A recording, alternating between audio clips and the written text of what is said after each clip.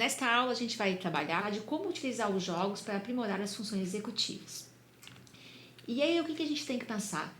Que os jogos, eles criam experiências para o jogador e em muitas situações as pessoas dedicam horas do seu dia, do seu tempo nessa atividade de jogar.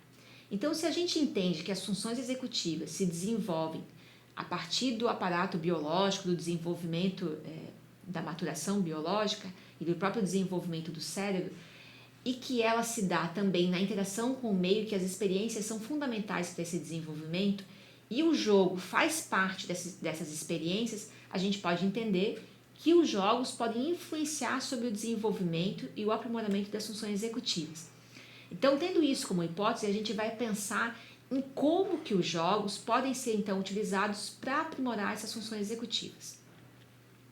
E aí, pensando em quais jogos a gente pode utilizar, né, que tipo de jogo que pode ser utilizado nesse tipo de intervenção, a gente pode ter 3 principais tipos, que são os jogos comerciais, que são jogos normalmente utilizados de forma para o entretenimento, sem nenhum objetivo muito pré-definido.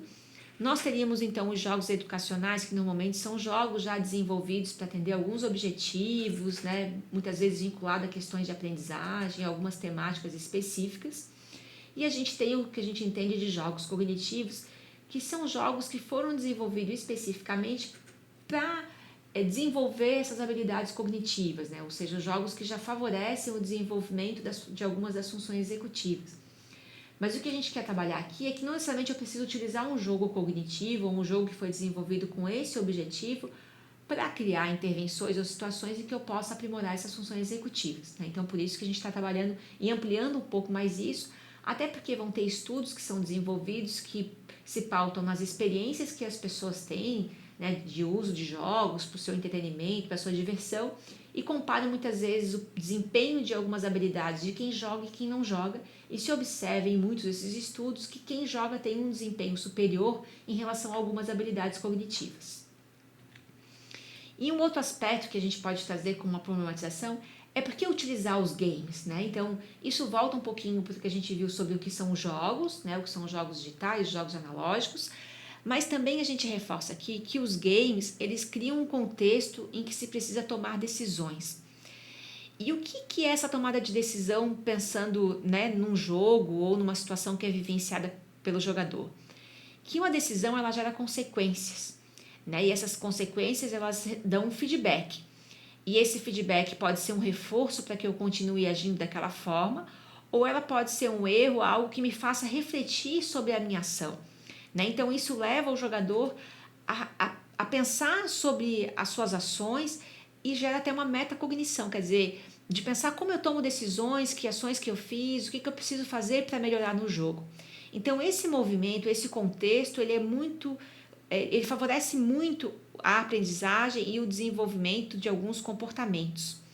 Diante disso, a gente entende também os games como uma experiência, né? E esse é um aspecto muito importante, porque se a gente entende que a experiência contribui para o aprimoramento das funções executivas, se eu entendo o game como uma experiência, então eu posso pensar nesse uso do game para favorecer o aprimoramento das funções executivas. E um primeiro aspecto que eu tenho na experiência é que o jogador, ele é ativo, né? Ele desempenha ações, ele toma decisões e essas decisões orientam, né, o que ele vai fazendo no jogo, que ações que ele desempenha, que estratégias que ele vai utilizar, e ele vai refletindo sobre isso e ele precisa fazer algo para que o jogo efetivamente possa se desempenhar, possa acontecer. Um outro aspecto que surge disso é que eu tenho uma aprendizagem contextualizada, seja pela narrativa do jogo, pelos personagens que surgem, pelo desafio que eu tenho, mas tem um contexto que norteia uma ação, né? E isso torna muito mais significativa a aprendizagem e favorece, então, o exercício de algumas habilidades que são bem importantes. Um outro aspecto que a gente tem é a interatividade e o feedback, né? Então, o jogo, principalmente o digital, ele vai dando esse retorno para o jogador, o que vai orientando as suas ações e os seus comportamentos no jogo. Por fim, a gente tem um aspecto que é a repetição, ou seja, no jogo se repete muito determinada ação até que a gente consiga ter um desempenho melhor, e essas ações, elas são repetidas não de forma monótona, normalmente elas são repetidas até com uma certa diversão, com uma empolgação do jogador, porque ele vai tendo conquistas no jogo, quer dizer, a gente tem vários elementos nos jogos que fazem com que essa repetição contribua para a aprendizagem e ela tenha um caráter ainda assim divertido, mesmo que seja de forma repetitiva. E aí, diante disso, eu destaco algumas contribuições do uso dos games para as funções executivas. Isso pautado em alguns autores que são utilizados para compreender essa relação entre os games e os jogos. Uma delas é que a atividade de jogar requer pelo menos um jogador, regras e uma condição de vitória. Então as regras são um aspecto muito fundamental, porque elas limitam aquilo que pode e não pode, então elas trabalham o controle inibitório, trabalham a manutenção do foco, daquilo que eu preciso estar conquistando, quais são os desafios que eu tenho no jogo. E ele tem uma vitória que tem essa relação com o reforço, quer dizer, aquilo que eu ganho, aquilo que me mobiliza, até mesmo a repetir essas ações, e continuar jogando. Então são alguns aspectos relacionados aos jogos e que contribuem com o desenvolvimento das funções executivas. Um outro aspecto que a gente tem relacionado a isso é a prática repetida, então eu executo várias vezes uma mesma ação e ao mesmo tempo eu tenho um aumento progressivo dos desafios. Então é essa escala de desafio em que conforme eu vou tendo um bom desempenho, o jogo vai se tornando um pouco mais difícil e isso vai me mobilizando a exercitar melhor, a manter cada vez mais o foco, de criar estratégias de pensar sobre o meu desempenho. Um outro aspecto que a gente tem é que os jogos eles apresentam uma rápida sucessão de estímulos, tanto visuais quanto auditivos, e nos quais os jogadores necessitam focalizar sua atenção. E ao mesmo tempo é preciso gerenciar tarefas e manter a meta central do jogo para ter então o sucesso e conquistar, vencer os desafios.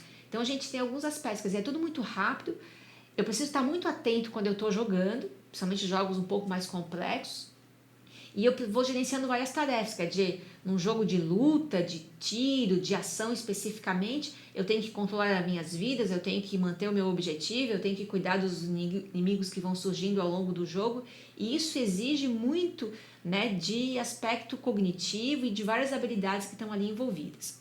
E por fim, a gente tem um outro aspecto que complementa, que é entender que é um ambiente veloz e pouco previsível.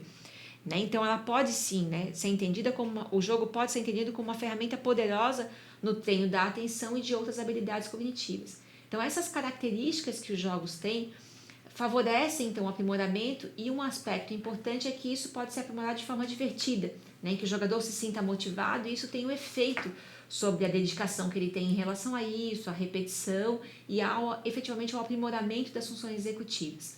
Então a gente pode olhar para essas características e pensar realmente o jogo, especificamente aqui, a gente está tratando mais de jogos digitais, para criar experiências, entendendo que o jogo pode sim contribuir com o aprimoramento das funções executivas.